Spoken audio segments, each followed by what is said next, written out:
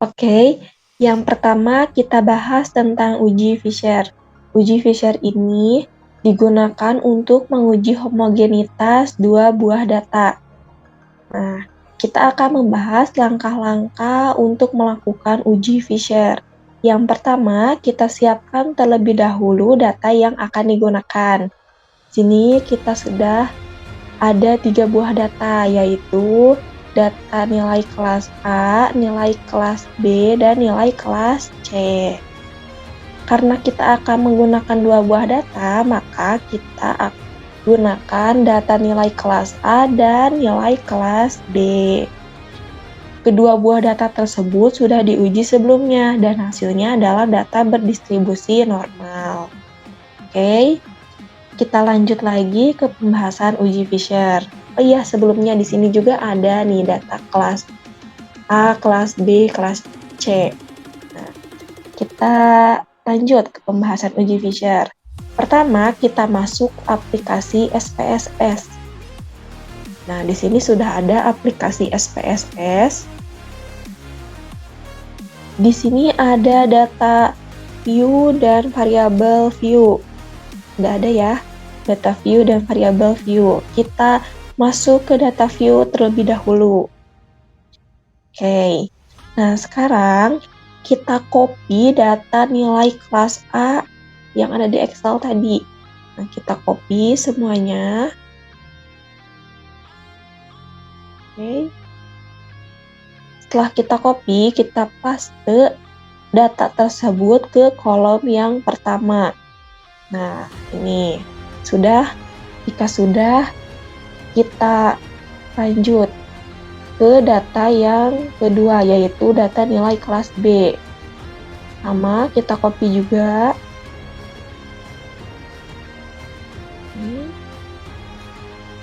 Dan kita paste ke kolom yang kedua.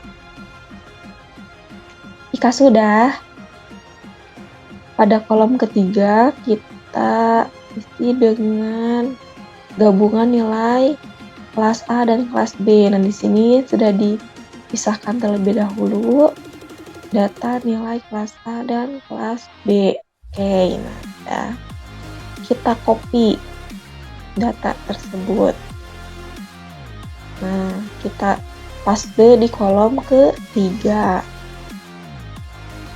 Oke, kembali lagi ke Excel. Selanjutnya, kita copy kelas A dan kelas B.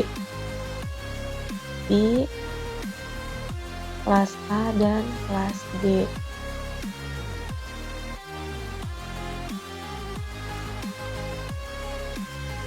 Nah, jika sudah di-copy, kita paste ke kolom yang kedua. Oke, sudah. Di sini sudah ada 4 kolom yang terisi. Selanjutnya kita masuk ke variabel view. Nah, di sini ada berapa kolom ya?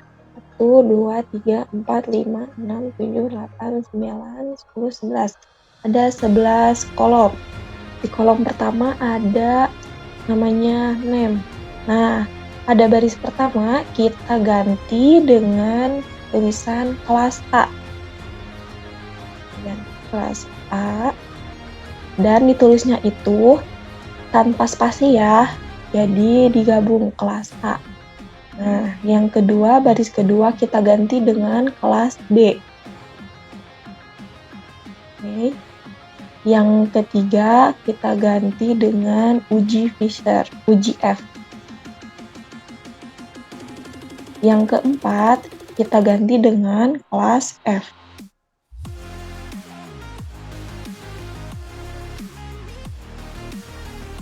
Oke, sudah. Nah, tipenya numerik ya, keempatnya itu. Nah, ini udah sesuai width-nya, desimalnya. Nah, labelnya pada label kelas A kita isi dengan kelas A. Nah, di label kelas B kita isi juga dengan kelas B. Jika sudah, pada kelas F, kita kasih values. Nah, di kelas F kita kasih value 1. Kita tulis 1, angka 1, labelnya itu kelas A.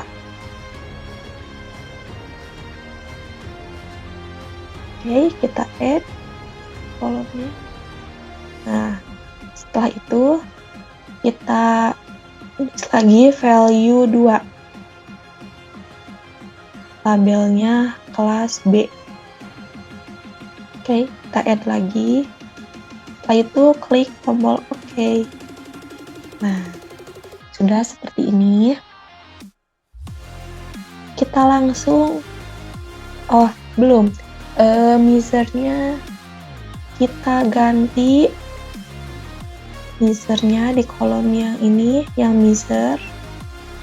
Nah, yang pada scale ya, sama yang kedua, yang ketiga juga sama, yang keempat kita ganti dengan nominal. Oke, jika sudah, kita masuk ke analisis. Nah, ini sudah mau masuk ke uji Fisher-nya. Ke analisis. Setelah itu kita klik comparement. Nah, di situ ada independent sample t-test. Oke, kita klik. Nah, pada kolom tes variabel kita isi dengan uji F. Kita masukkan uji F, kolom tes variabel, dan kelas F ke grouping variabel. Oke, kita cek terlebih dahulu optionnya. Nah, sudah sesuai. Continue. Bootstrap-nya kita lihat sudah sesuai. Continue lagi. Nah, setelah itu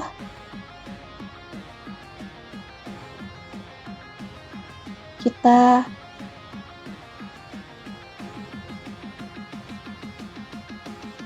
isi kolom grup 1 dengan kelas A dengan angka 1, maaf ya, dan grup 2 dengan angka 2. Oke, kita klik tombol continue. Nah, jika sudah, di sini ada tombol OK. Kita klik. Oke. Setelah itu, muncul hasil dari uji Fisher yang sudah kita lakukan tadi. Nah, di sini ada tabel grup statistik. Nih, di sini ada jumlah data kelas A itu 40. Jumlah data kelas B itu 38. Nah, di sini ada rata-ratanya, ada standar deviasinya. Oke, kita lihat ke tabel yang kedua. Nah, di sini ada nilai tabelnya. Nilai tabel Fisher-nya itu adalah 0,243 dan nilai taraf signifikannya itu 0,624. Karena nilai dari uji Fisher-nya itu lebih dari nilai tabelnya, maka dapat disimpulkan bahwa dua data ini homogen. Oke, data kelas A dan kelas B itu homogen. Dan untuk pembahasan uji Fisher dilanjutkan dengan pembahasan uji Leven dan uji Bartlett. Oke, sekarang kita akan membahas uji homogenitas menggunakan uji Leven. Nah, dalam menguji homogenitas, ini ada 3 cara yang dapat kita lakukan. Yang pertama, ini uji Fisher, yang kedua, uji Leven, dan yang ketiga, uji Bartlett. Tentunya, dalam memutuskan data tersebut ini homogen atau tidak, ini ada beberapa syarat yang harus dipenuhi, dan yang paling dasar yaitu data harus berdistribusi normal.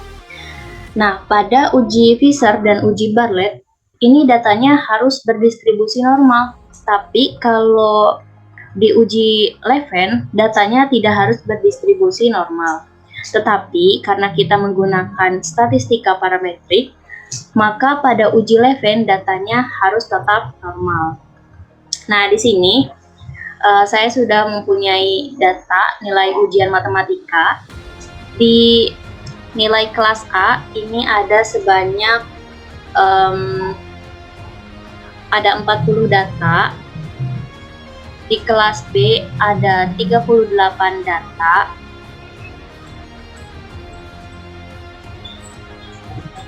Dan di kelas C ada 37 data.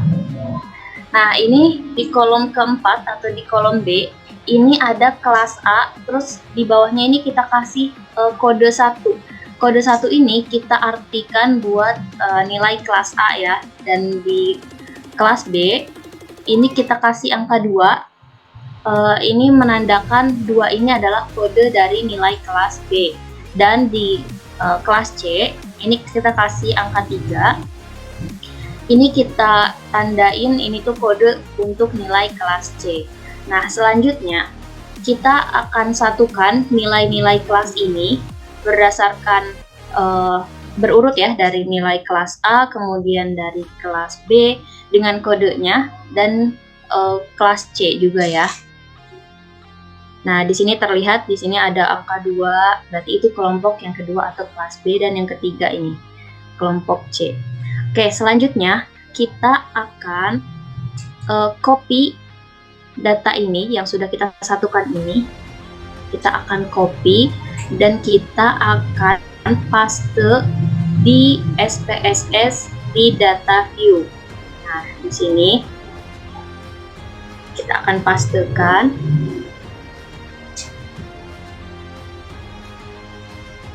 Nah, oke. Nah, di sini di paling atas kita lihat ada tulisan var. Nah, ini kita akan ganti. Kita akan ganti dengan mengklik variable view. Kemudian, nah di sini di name kita akan ganti menjadi uji Leven. Oke, kita ganti uji Leven. Yang kedua kita ganti kelas uji Leven. Uji Leven. Oke. Nah, terus kita akan ganti juga label ini. Nah, di sini kita tulis juga uji Leven. Di bawahnya kita tulis kelas uji Leven.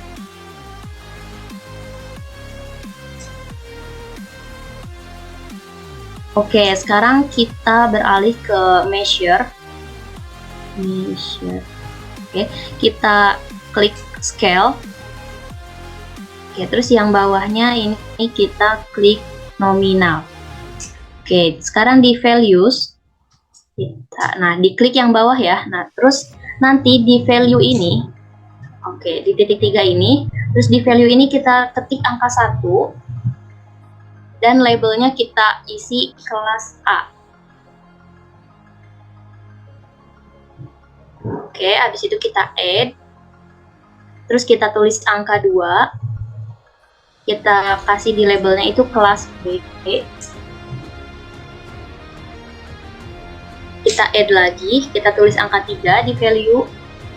Nah, di labelnya kita tulis kelas C. Oke, kita add lagi. Terus kita oke. Nah, terus sekarang kita masuk untuk menentukan homogenitas ya. Kita ke analyze, terus ke compare mean, ke one way ANOVA. Oke, kita klik. Nah, di sini uji Leven-nya kita masukin ke dependent list. Terus yang kelas uji Leven-nya kita masukin ke faktor. Nah, oke, habis ini kita klik option. Terus kita klik yang homogeneity ya, kita pastiin dia klik di homogeneity. Habis itu kita continue. Oke, habis itu kita oke. Nah, di sini kita muncul ada output dari one way tadi. Terus gimana sih cara kita buat nentuin dia tuh homogenitas atau enggak? Nah, caranya kita lihat di sini ada tulisan sig ya di kolom terakhir. Nah, di sini ada sig. Nah, sig ini adalah signifikansi. Nah, kita lihat di sini ada 0,759. Nah, ini kan lebih besar ya, lebih besar dari 0,05. Jadi artinya ini menunjukkan kelompok data berasal dari populasi yang memiliki varians yang homogen. Jadi dapat disimpulkan bahwa data tersebut adalah homogen. Oke, mungkin sekian, dan selanjutnya akan dibahas mengenai uji Bartlett yang akan disampaikan oleh pemateri selanjutnya. Terima kasih. Baik, di sini saya akan menjelaskan bagaimana cara menggunakan SPSS untuk pengujian homogenitas varians menggunakan uji Bartlett, tapi sampelnya itu lebih dari 2. Nah, bisa dilihat di sini ada sampel dari nilai ujian matematika. Di sini tertera ada 3 kelas. Yang pertama ada nilai kelas A, nilai kelas B, dan juga nilai kelas C. Yang dimana setiap kelasnya itu berbeda jumlah siswanya. Contohnya di kelas A ini ada 40 siswa. Di kelas B itu ada 38 siswa. Dan di kelas C itu hanya ada 36 siswa. Nah, selanjutnya di sini juga ada perhitungannya untuk memudahkan. Itu ada 3 kelas sama dengan yang ada nilai ujian ini, ada kelas A, kelas B, dan juga kelas C. Di kelas A itu kenapa 1? Karena untuk memudahkan ketika nanti penjemputan terhadap aplikasi, kita milih 1 untuk nilai kelas A, kita memilih 2 untuk nilai kelas B, dan kita memilih 3 untuk nilai kelas C. Nah, banyaknya angka 1 itu tergantung pada banyaknya siswa. Karena nilai kelas A itu ada 40, maka kelas A-nya itu ada 40 dan kelas B ada 38, disesuaikan dengan adanya nilai kelas B-nya itu ada 38 anak, dan yang C pun seperti itu. Baik, kita lanjut saja ke aplikasi SPSS-nya. Nah, di sini saya sudah menginput beberapa data tersebut ya. Tadi di Excel ini ada 3 data, yaitu nilai kelas A, B, C. Kita copy saja dari nilai 85 ini sampai ke paling bawah 40 siswa ini sampai 90 ya, nilai ke 90. Kita salin, kita copy terhadap tabel yang sudah disediakan di SPSS. Nah, kita langsung paste aja atau tempelkan di tabel SPSS tersebut. Kita lakukan hal yang sama terhadap nilai kelas B dan juga nilai kelas C. Nah, selanjutnya itu untuk pengujian Bartlett sendiri, ketiga nilai kelas tersebut kita gabungkan ke dalam satu kolom. Bagaimana caranya? Caranya adalah dengan mengcopy atau menyalin nilai kelas A dari 85 ini sampai 90 ya. Kita copy lalu kita salin yang nantinya akan berbentuk seperti ini. Lalu kita ulangi hal yang sama terhadap nilai kelas B dari nilai 83 sampai ke siswa yang terhadap siswa yang nilainya 83 juga. Pada atas 83 bawah 83 kita salin, kita copy terhadap sini. Yang C juga sama. Intinya kita mengcopy atau menyalin ketiga nilai tersebut ke dalam satu kolom. Selanjutnya yang kelas A, kelas B, kelas C ini kita salin juga dan kita jadikan satu kolom seperti ini. sampai nanti di akhir itu harus sama seperti ini ya, harus sama. Selanjutnya kita copy dua kolom ini, ke tabel SPSS yang ini nih. Nih, yang ini. Nah, setelah data-datanya dimasukkan, kita buka ke variable view. Nah, variable view-nya itu nanti di awal akan tidak langsung tertera nilai kelas A, tapi kita harus menginput manual atau mengetik manual judul tabel tersebut. Nah, di sini saya menggunakan judul nilai kelas A karena di Excel-nya pun namanya nilai kelas A. Nah, saya input nilai kelas A, nilai kelas B, nilai kelas C, dan untuk data yang disatukan tadi, yang ini, yang nilai A kelas B, C itu yang sudah disatukan, saya ubah namanya menjadi kelas uji Bartlett karena kita akan menguji pengujian Bartlett. Nah, lalu yang ketiga ini, yang ada setelah uji Bartlett ini, ada nilai uji Bartlett. Nah, nilai uji Bartlett itu yang tadi yang angka 1, 2, 3 yang sebanyak nilai uji Bartlett ya. Nah, selanjutnya kita beri label terhadap nilai kelas A, nilai kelas B, dan juga nilai kelas C. Sebelum ada label seperti ini, ketiga kolom ini kosong seperti ini. Lalu di input manual atau diketik manual seperti ini. Tulis saja nilai kelas A, nilai kelas B, nilai kelas C. Nah, di label ini bisa dilihat ada spasi atau ada jarak, sedangkan di name atau judul setiap tabel itu tidak bisa menggunakan space atau jarak. Selanjutnya kita setting terhadap kelas uji Bartlett. Nah, kelas uji Bartlett itu tadi ya, yang ada angka 1, 2, 3. Kita setting value-nya. Di sini. Value 1 untuk nilai kelas A, value 2 untuk nilai kelas B, value 3 untuk nilai kelas C.